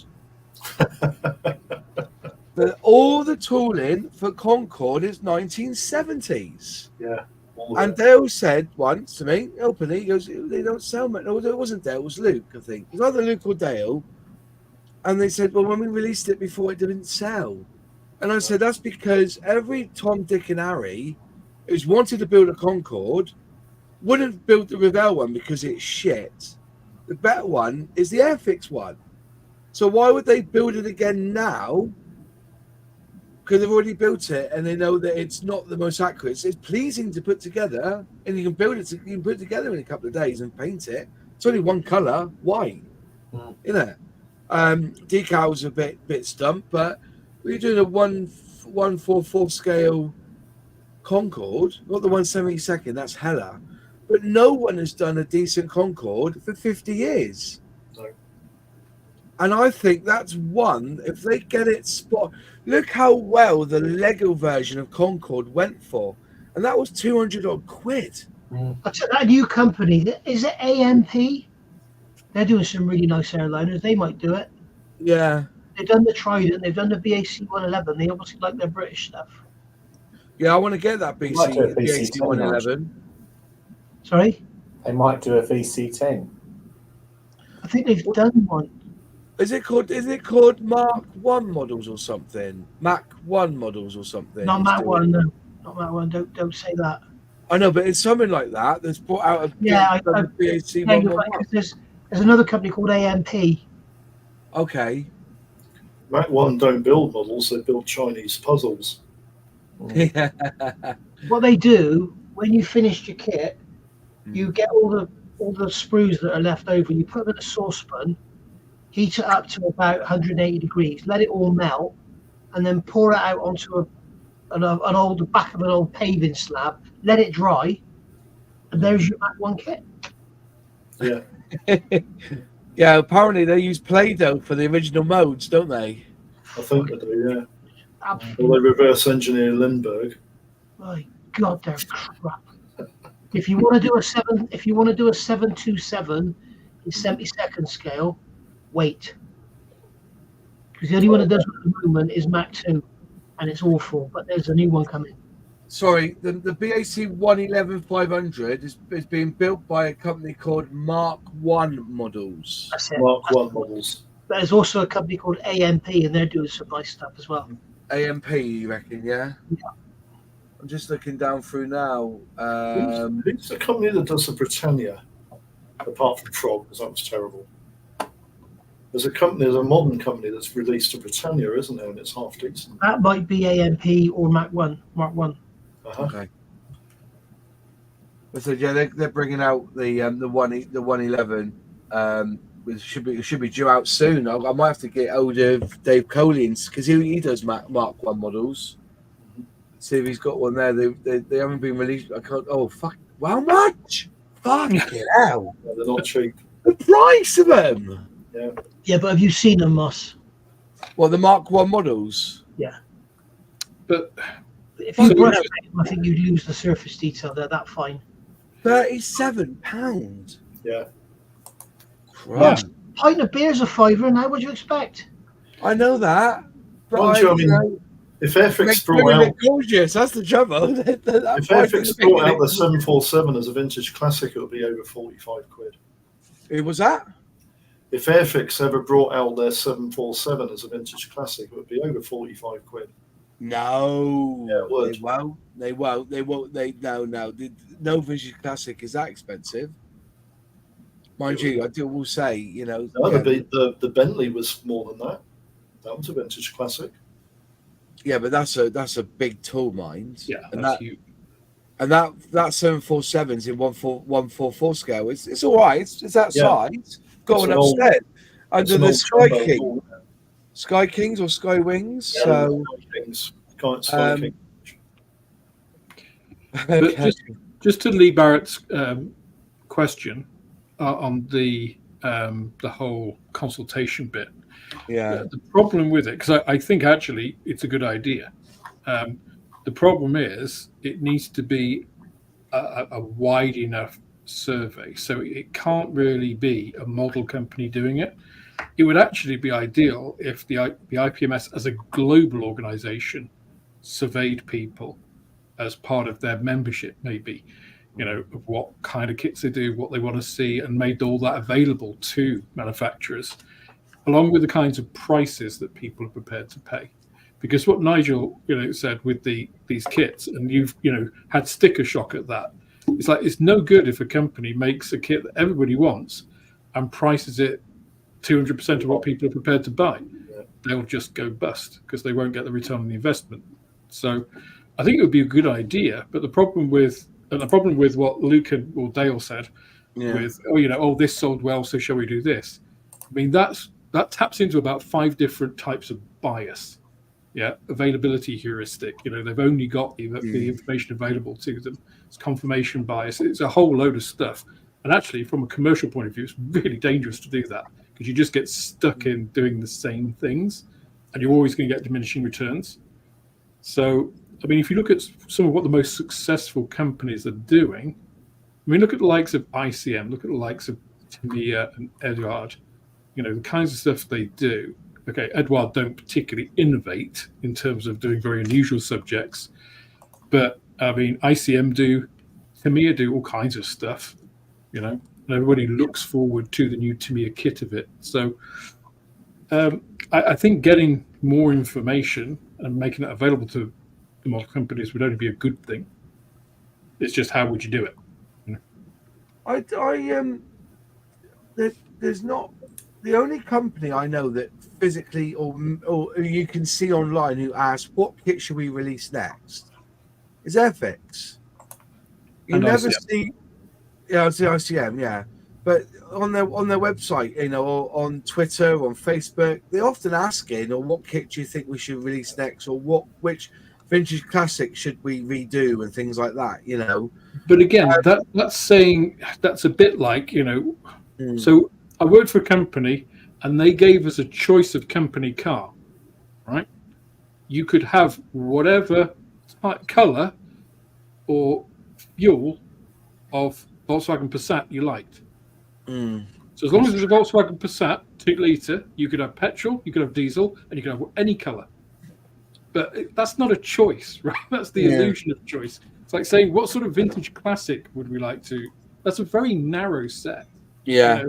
And they're asking Airfix fans.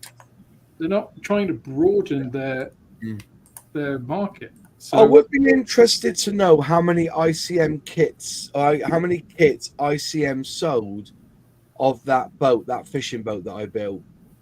I don't know of anyone else who has built that. And I'm being honest, I've looked around scale model shows for that boat.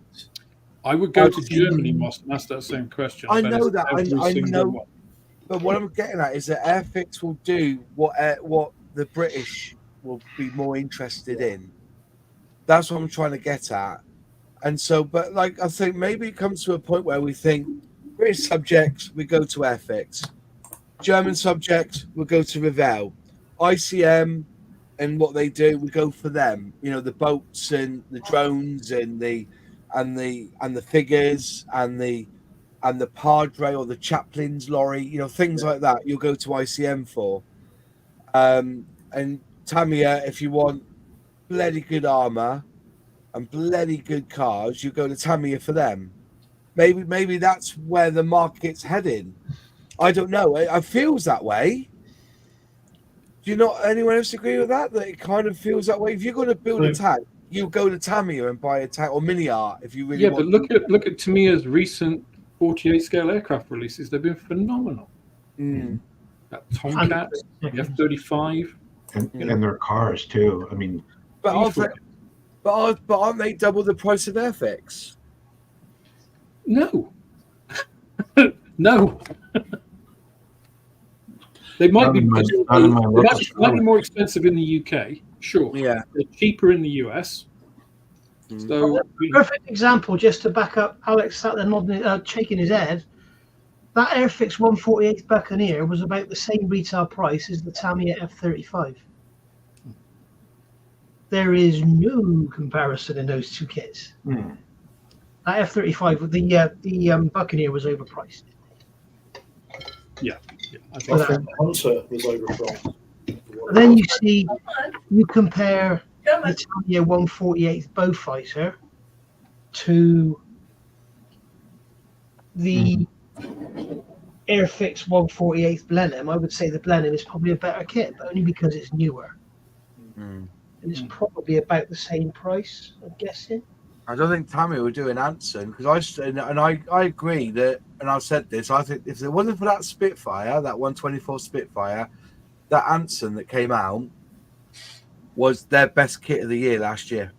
It's beautiful. I've bought James's. I got it here, so he hasn't got it anymore. Yeah, beautiful. And the Walrus. Yeah.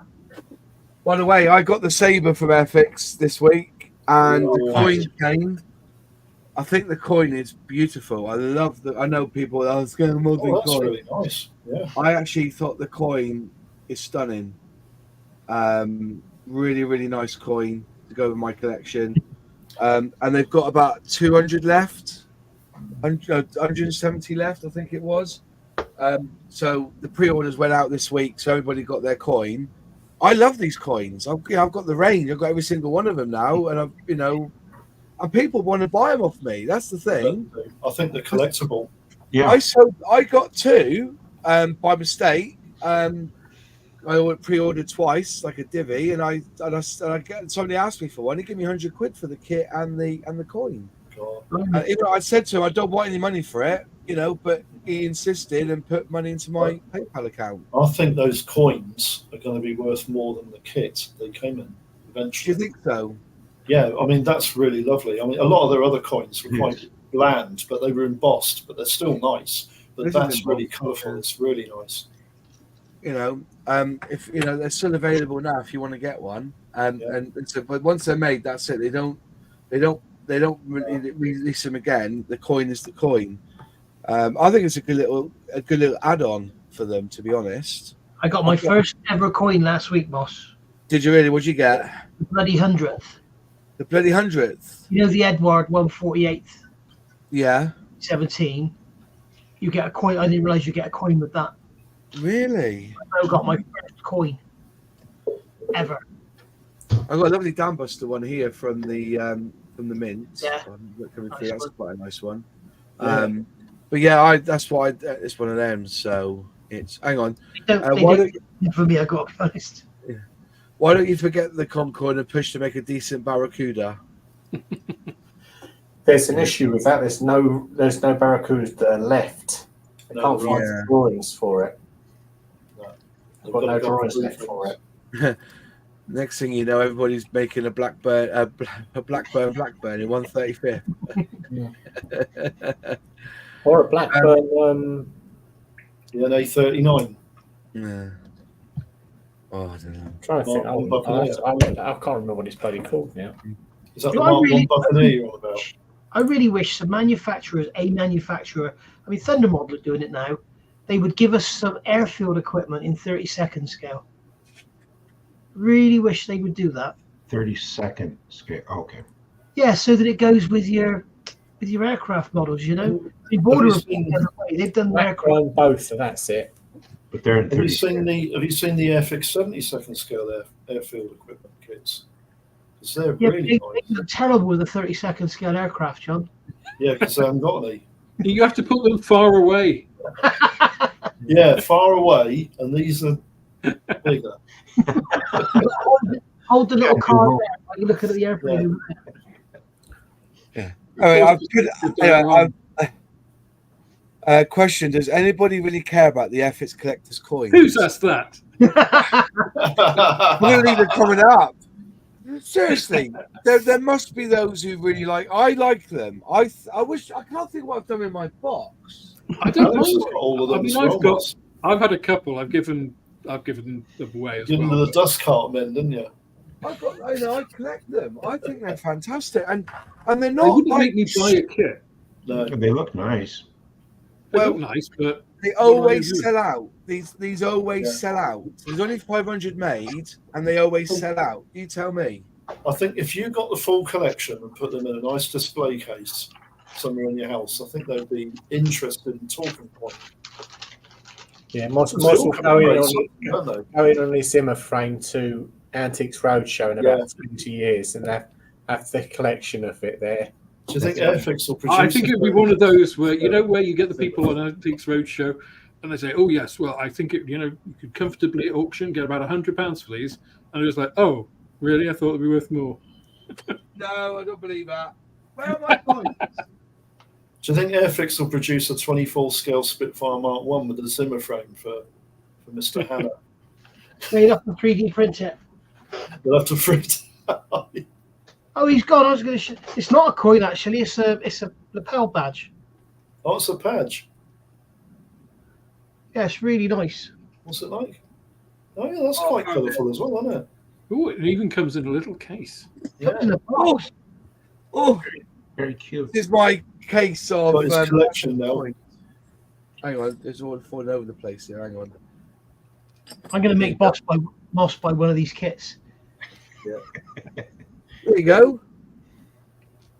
My collection of Airfix coins, and I've got this at auction. I've got 1, 2, 5 trays worth. So 1, 2, 3, 4, 4, 8. So 12 in each. I could have up to 60 of these coins in this box. That's what I could have. So but let me tell you something that whether I should say it or not, but some of the model shops don't like the fact that Airfix give out a free coin with a model kit because it makes them want to go to the Airfix website to buy one. And I'm one of those. That is true. Yeah. So That's why doesn't like them. I think Kit Kat Moss. I think Airfix having an online shop is shitty anyway, if they've got retailers. But and the coins. I mean, they do lots of stuff like that, and it's Hornby as a general thing. Rail people. I don't think these will really move the needle on that. That's a lovely one. That's the Operation Black Buck. But it has got the extra bit on the wing. It's the only one I've not given away, actually. Partially because I'm not quite sure where it is. Do you know why they've only put the front of the Vulcan on that badge?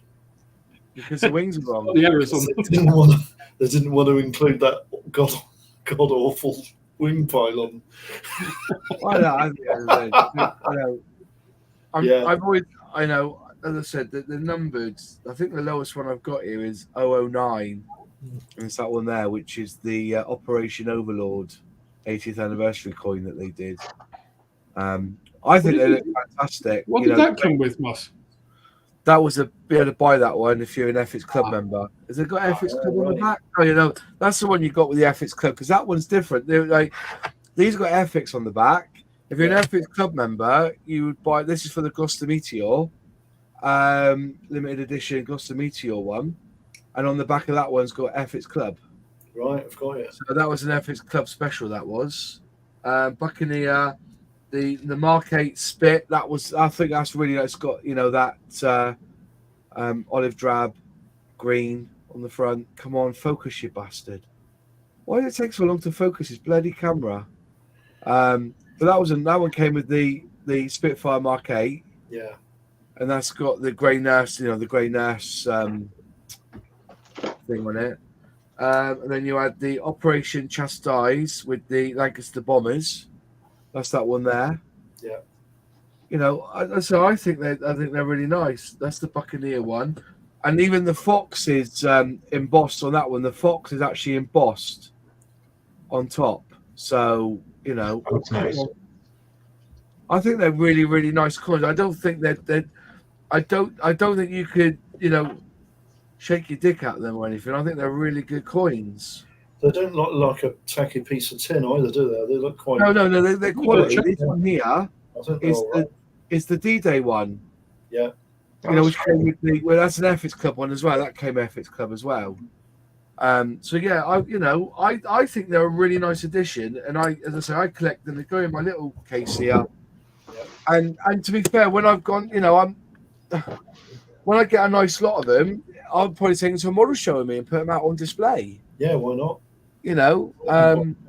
Yeah. So I think they give away for money. Sandy Ollier comment: coins are pointless. I'm a modeler, not a numerous. They're not really a coin. They're like a medal. They call them coins, but they're really like medals. But do you know what? I'm just saying, it's elevated to medals now. Well, do you know what? Yeah, but then again, if you think about how people collect things, there are pieces, but they wouldn't do them if they don't work. No. That's the crux of it. You've got to remember the mentality of the collector, because there are some collectors out there that will only collect initial release Airfix kits. They won't bother with any other type of boxing. That's the mentality of some collectors. What's that? Sorry? Did you get the Spitfire with the kit cap? No, I didn't. Not those years. I wasn't even on YouTube then. I don't think. I just started YouTube. You just put that comment up. I haven't got those coins. Aaron, I don't remember seeing any coins with mine.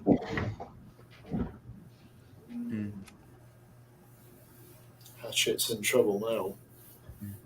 No, I collect and build models. I don't give a damn about coins. They're meaningless to me. I'm not a coin collector. Yeah, fair enough. Fair enough. Cut them up and use them as well. They have got one use. You can cut them up and use them as nose weight. Nose weight. But like I said, it's just something else, isn't it? You know, it's something else you collect. Loads of people collect different things. I just think the coins are very, very quality made, and I buy them, and they come, and that's why I go to the Airfix website and buy them. You see, that's the reason.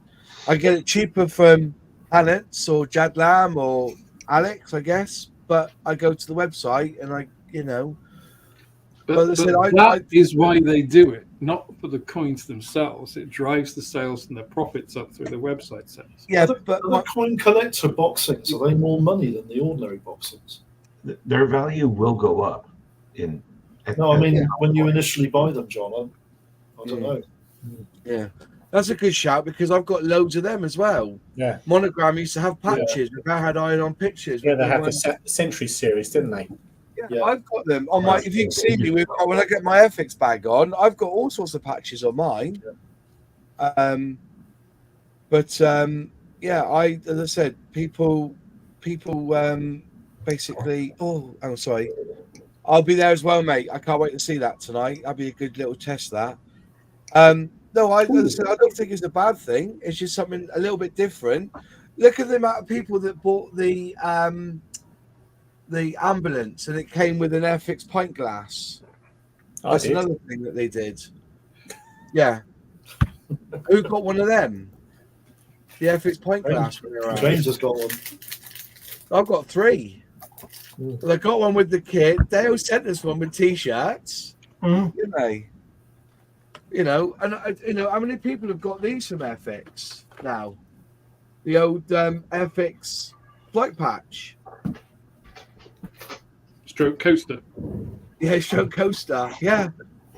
I think I sent. Have you got? Did I send you that one, John? Yeah.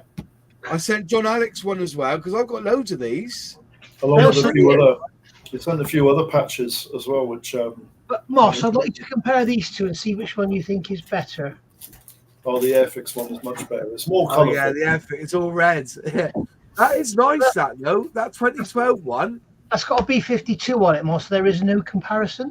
Yeah. Okay. Yeah. Yeah.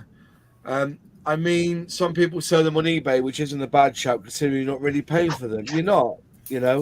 Harry's got one of them as well. Airfix bought out a new Halifax, coin or no coin, I would still buy it. So just as it catches on my commercial brain, I'm afraid. Yeah. What PS4 is great has said is not true. Right? You are paying for them. You are absolutely paying for them, because as Moss said, you buy from somewhere else, you get it cheaper. The kit, right? So the £2 that you're not saving on that, direct profit to Airfix, it's a marketing. That's what they're doing. It's marketing. So it is paid for. No business does anything for free. I like that, Nige. That's a nice one. That's the Air National Guard KC-135s. Yeah. But what I'm saying, that's what I'm saying is that it could be marketing, but everyone's a gift of whether it's you say that right, Alex. That you're still paying for it. That's like saying you join Amazon Prime because you're going to get it next day, and postage is free because you don't pay extra on postage, but you are paying for postage. It's all marketing, I guess. Absolutely. But is that a bad thing? Is it really such a bad thing? The difference is, Moss, if you go direct to Airfix and buy that kit, you give them $49.99. Yeah. If you go to Alex and buy that kit, they've had to give it to Alex for 30 quid or whatever it is. Mm. Yeah. So having you go directly to them, they're getting the retail price directly in their pockets. Whereas when they send it out to their sellers, retailers, distributors, they have to sell it at their cost price, which is going to be somewhere between 50 and 70% of the price you pay. Yeah. So that's why I don't understand why they don't do. I mean, this is why I didn't understand with Pocker, with Hornby, with the Porsche. Yeah. They let Jadlam have the first lot. They gave them 10% off. So why are you going to go and buy one off of Pocker? And as it turned out, people who bought them off of Pocker got them before the people that got them off Hornby. So it's that old chestnut again. Yeah, that's it's the Hornby business. Yes, it's not great. They just need to pick. Do they want to be direct or do they want to be through distribution? Because if they carry on the way they're going to destroy the distribution network by proxy, and then they'll have to go direct. And I don't think that's going to be great for them. It's not a great business model. If they choose it, then at least they can gear up for that. But I don't think that's what they're doing. Spectrum 4E4 says, let's be honest here, the coins are a waste of time to most people. However, Airfix could release a turd in a box and Moss would fanboy over it. So his opinion is invalid. Oh, that's a bit harsh. That is a bit harsh. Although I will say, Moss, a bit harsh. if you said today, I won't buy these, I don't think it's a good idea. I'm not sure how long the promotion would last. If Moss won't buy it, no fucker's going to. Well, the thing is, I don't know. It's I collect everything Airfix, so but I don't worry about my opinion. I'm just saying the fact is that they have 500 coins and they sell out every single time. So somebody's buying them. Yeah, but that's the first 500 kits coming, isn't it? Yeah. So as long as they drive 500 sales to their website, they'll sell out. Yeah. Inverted commas, sell out. I really do think that what they should do, Hornby, with all their products, if they're going to sell direct, there needs to be a reason to go and buy direct. Like with that Porsche, you could have got it mid-September, but anywhere else you'd have had to wait till October. I don't see the point in going and buying direct from a company when I can get it from somewhere else cheaper, faster. Yeah. Don't see it, and I think they need something to look at. There's actually a video going around at the moment. Have you seen it on YouTube about Hornby really in the shit? Have you seen it? No, you have to tell me that one. I've not seen that. Yeah, I watched it last night. I couldn't believe it. They're millions of pounds in debt. Millions. Way beyond. But they've spent millions on buying other companies and investing on their online sales platform. But yeah, they've just had another. About Hornby, or are we talking about just Airfix? We're talking about no. Hornby is Airfix. You can't. I understand that, but Hornby, one of the second. Different departments of a company can actually be in profit when the whole company's in debt. They're talking about the whole company, right? Because that's what happened to Airfix in 1981. Airfix were making shitloads of money, but General Mills were going broke. Yeah, so they had to sell a whole lot off. I'll send you the link, Moss. Yeah, that'd be interesting. It's like a financial guy that's done the video.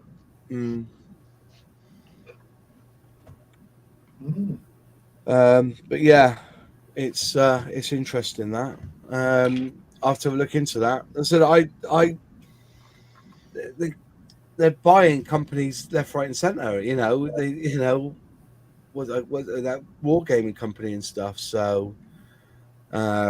Yeah, the TT120 Fiasco, like I said, I went Jadlam on Friday. No, when did I go up to Jadlam? Yes, Friday. I went up there and met up with Russell, who owns Jadlam, And I looked around the shop there, and I noticed they had TT120 for sale, and it was never going to be for sale in shops, was it? It was all going to be online. That was the plan. So, what was that? That was directed at Moz, by the way. Martin, what did he write? I've got loads of patches I can have on to cover the hole I burnt in my M4A flying jacket of the exhaust pipe of my Royal Enfield.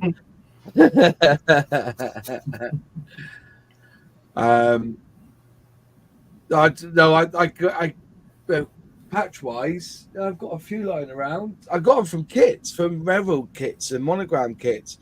But yeah, I do like the patches. I paid somebody to put them all on my bag for me. So but have you got them from NASA, Moz? No, I haven't got them from NASA. Like this lot. From NASA. For the Apollo They map. are. Yeah. You got those in the gift shop on the way out from the museum. And my sister got them for me when she went to the gift shop in Kennedy.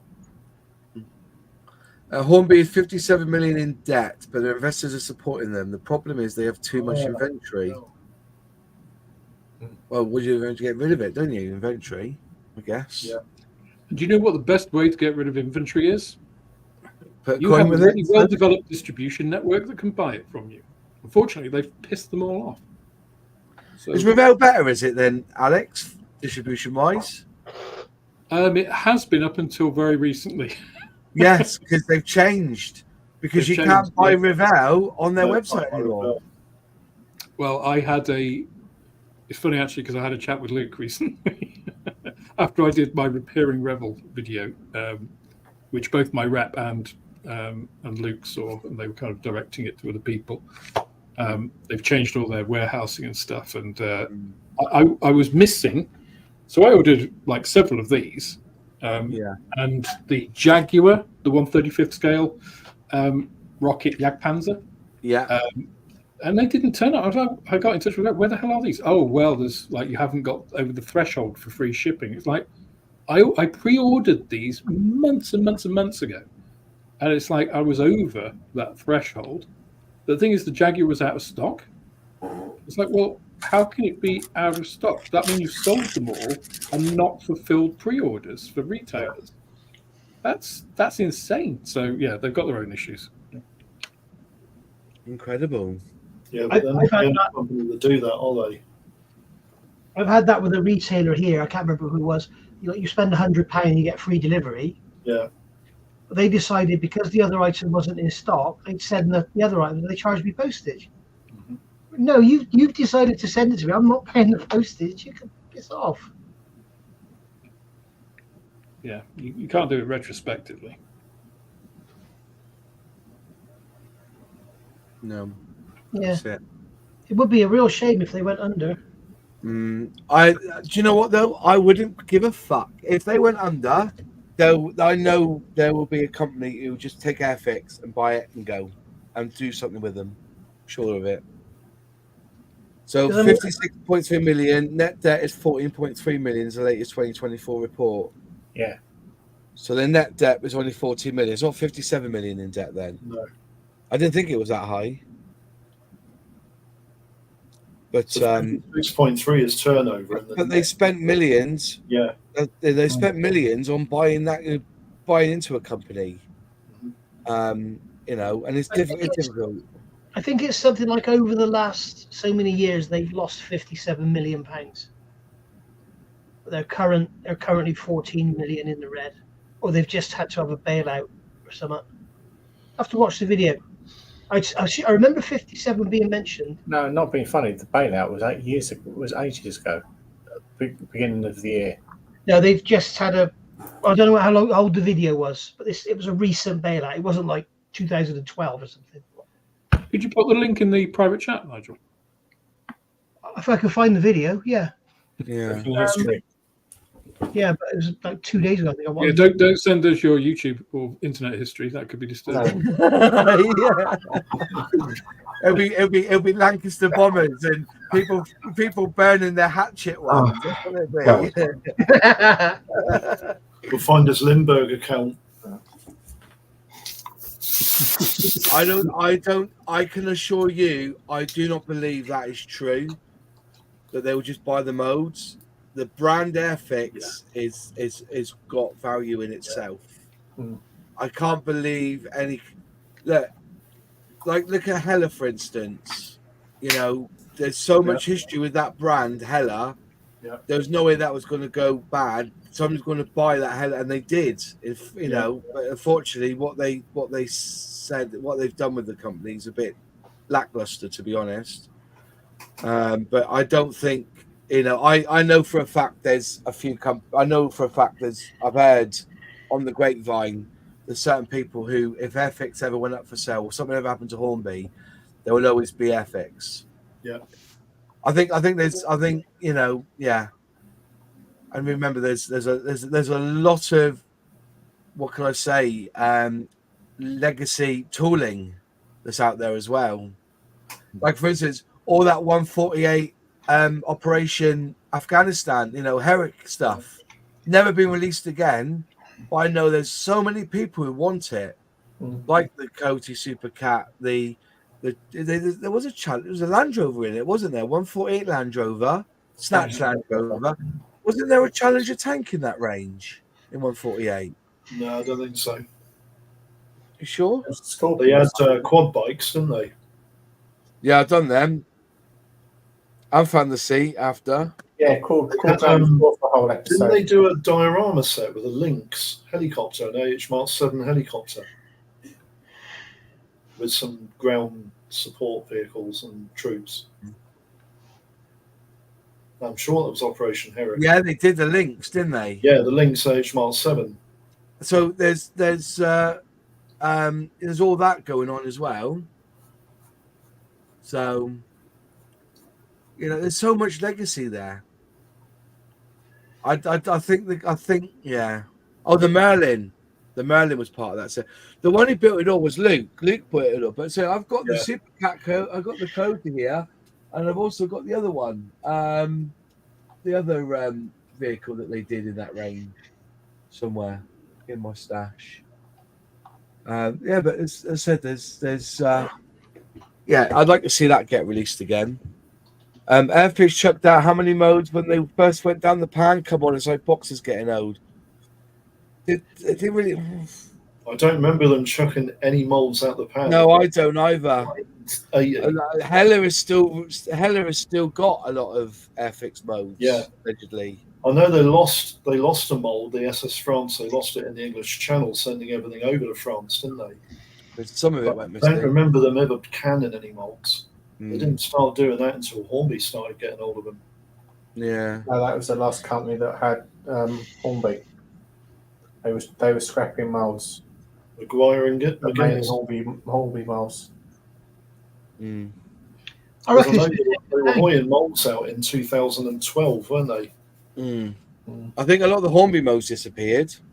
I know what the Pocker modes got when the Pocker stuff, because they destroyed all that tooling for £6,000. Yeah. That's all they got for scrap for all that tooling for all the old Pocker stuff, and some of it's crap anyway, allegedly. So, but yeah, they lost a lot of stuff. Anyway, it's 10 o'clock.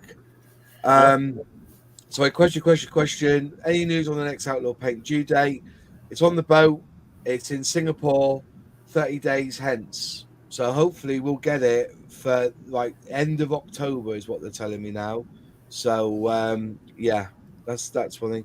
Yeah, the Roma roads were bought by Dapo. There's a lot of the OO gauge stuff is still released by Dapo as well. Yeah. So yeah.